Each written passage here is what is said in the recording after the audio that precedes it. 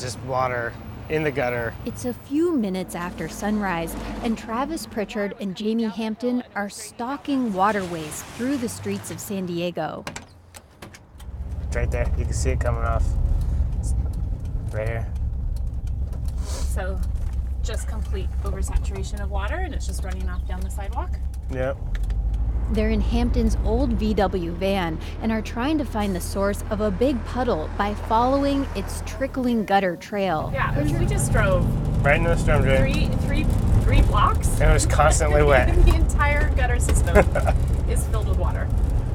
Pritchard works for the environmental group San Diego Coastkeeper. He's out scouring the streets for water waste because, he says, the city isn't. Currently, I don't see the city doing any enforcement at all. And what really they need to be doing is out there aggressively finding the problems and following it all the way through until it's fixed. San Diego imposed water rules in November, including only watering lawns 3 days a week for no more than 7 minutes. But the city didn't have enough staff to go out and look for violators. Instead, it asked residents to rat out their neighbors and relied on those reports to find water waste. Do you know how many inches of water that is? You don't know. That's why Pritchard is acting like a vigilante water cop. Yeah. Mandatory measures without any sort of effective enforcement are just voluntary measures. San Diego Public Utilities Chief Hala Razak told KPBS's Evening Edition the governor's announcement will change that. So part of the requirement that the state is putting on us is that we need to step up enforcement, and we will need to report out how many violations we're issuing, how many citations, and so on.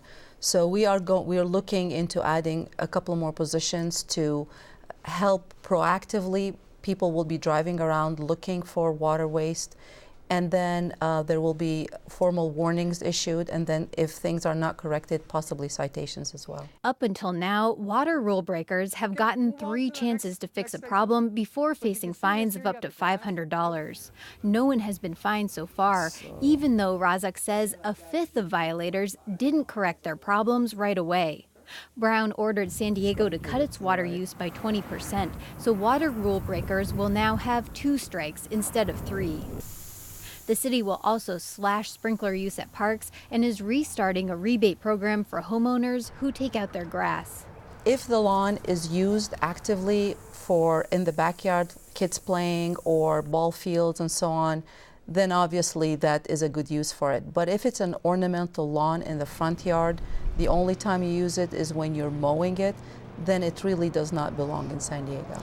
And then it would overflow way over here.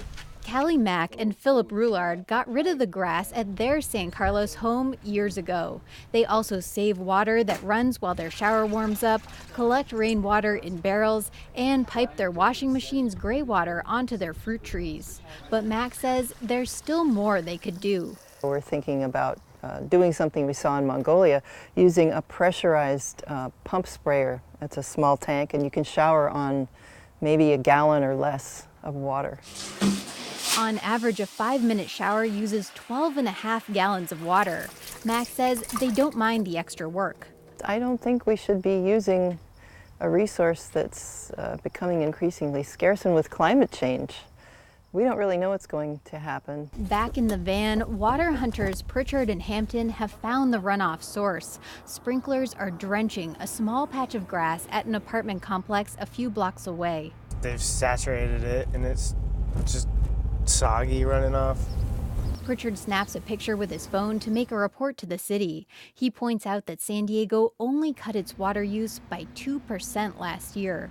We really need to be stepping up as a leader for water conservation, and I see the city just plodding along and doing really the bare minimum or just under that. He hopes the governor's order will spur the city into action. Trageser, KPBS News.